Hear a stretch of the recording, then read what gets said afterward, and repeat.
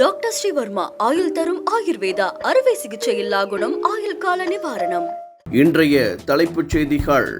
நாடு முழுவதும் குடியரசு தின விழா கோலாகல கொண்டாட்டம். அனைத்து பகுதிகளிலும் பாதுகாப்பு தீவிரம். நாட்டின் பொருளாதார வளர்ச்சியும் இளைஞர்களின் முன்னேற்றமும் சிறப்பாக உள்ளதென குடியரசுத் தலைவர் திரௌபதி முர்மு பெருமிதம். நாட்டின் முன்னேற்றத்திற்கு பெண்கள் அதிகம் பங்களிப்பதாக குடியரசு தின உரையில் பாராட்டு. எத்தனை அடிமைகளை எத்தனை கோமாளிகளை அழைத்து வந்தாலும் தமிழகத்தை பாஜகவால் வீழ்த்த முடியாது என முதலமைச்சர் மு.க.ஸ்டாலின் காட்டமான பேச்சு. மகாராஷ்டிராவில் பேச வேண்டிய அமித்ஷா மதுராந்தகத்தில் வந்து பேசிக் கொண்டிருப்பதாக கடும் விமர்சனம். அதிமுகவை ஊழல் கட்சி என கூறிவிட்டு அக்கட்சியைச் சேர்ந்த செங்கோட்டையனை அருகில் வைத்துள்ளது ஏன் என விஜய்க்கு அதிமுக கேள்வி. தனது பட டிக்கெட்டை அதிக விலைக்கு விற்று கொள்ளை லாபம் பார்க்கும் விஜய்தான் மிகப்பெரிய ஊழல்வாதி என பதிலடி. இனி விரிவான செய்திகள். நாடு முழுவதும் குடியரசு தின விழா கோலாகலமாக கொண்டாடப்பட்டு வருகிறது.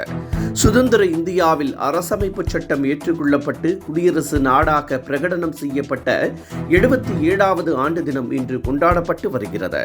இதனையொட்டி தலைநகர் டெல்லி உள்ளிட்ட அனைத்து பகுதிகளிலும் சிறப்பு ஏற்பாடுகள் செய்யப்பட்டுள்ளன. பாதுகாப்பு பன்மடங்கு பலப்படுத்தப்பட்டுள்ளது. தமிழகத்தில் குடியரசு தினம் சிறப்பாக கொண்டாடப்பட்டு வருகிறது. இந்தியா பொருளாதார வளர்ச்சி அடைந்துள்ளதாகவும் இளைஞர்கள் முன்னேற்றம் அடைந்துள்ளதாகவும் குடியரசுத் தலைவர் திரௌபதி முர்மு தெரிவித்துள்ளார். குடியரசு தினத்தையொட்டி அவர் நாட்டு மக்களுக்கு உரை நிகழ்த்தினார். நாட்டின் வளர்ச்சிக்கு பெண்கள் முக்கிய பங்காற்றி வருவதாகவும் மகளிர் உலக கோப்பை, பார்வையற்றோர் மகளிர் உலக கோப்பையில் வென்று இந்தியாவிற்கு பெருமை சேர்த்துள்ளதாகவும் அவர் பெருமிதம் தெரிவித்துள்ளார். தமிழகத்தில் ஹிந்தியை திணிக்க ஒரு கும்பல் முயற்சி செய்து வருவதாக முதலமைச்சர் மு.க.ஸ்டாலின் கடுமையாக சாடியுள்ளார். காஞ்சிபுரத்தில் நடைபெற்ற மொழிப்போர் தியாகிகள் தின பொதுக்கூட்டத்தில் பேசிய அவர், நேரடியாக ஹிந்தியை திணிக்க முடியாமல் புதிய கல்விக் கொள்கை மூலம் திணிக்க முயற்சி நடப்பதாகவும், எத்தனை அடிமைகளையும் கோமாளிகளையும் அழைத்து வந்தாலும் தமிழகத்தை வீழ்த்த முடியாது என்றும் முதலமைச்சர் மு.க.ஸ்டாலின் காட்டமாக சாடினார்.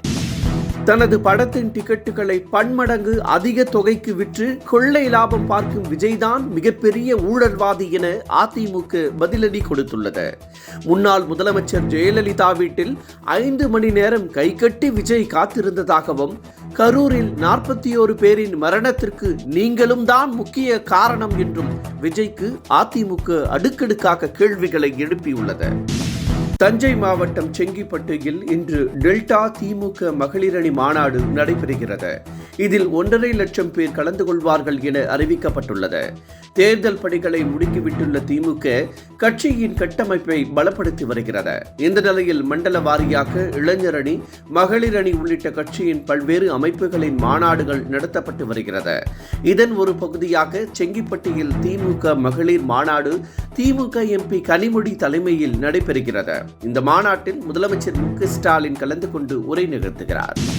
தமிழகத்தில் வெப்பநிலை 2 டிகிரி செல்சியஸ் குறைந்து குளிர் அதிகரிக்கும் என வானிலை ஆய்வு மையம் தெரிவித்துள்ளது. தமிழகத்தில் வடகிழக்கு பருவமழை விடைபெற்ற நிலையில் தொடர்ந்து பரவலாக மழை பெய்து வருகிறது.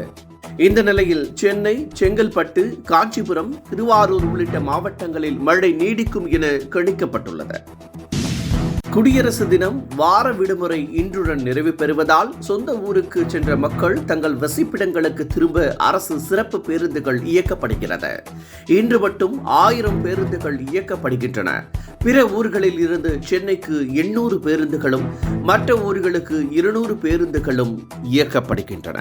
என்றும் உங்களுடன் மை இந்தியா. முக்கிய செய்திகளை உடனுக்குடன் தெரிந்து கொள்ள சப்ஸ்கிரைப் பண்ணுங்க, பெல் பட்டனை பிரஸ் பண்ணுங்க. என்றும் உங்களுடன் மை இந்தியா. டாக்டர் ஸ்ரீவர்மா ஆயுள் தரும் ஆயுர்வேதா அறுவை சிகிச்சையில்லா குணம் ஆயுள் கால நிவாரணம். Branch express courier private limited. Domestic international cargo. உங்கள் இல்லம் தேடி வந்து கொரியர் புக்கிங் டெலிவரி செய்து தரப்படும்.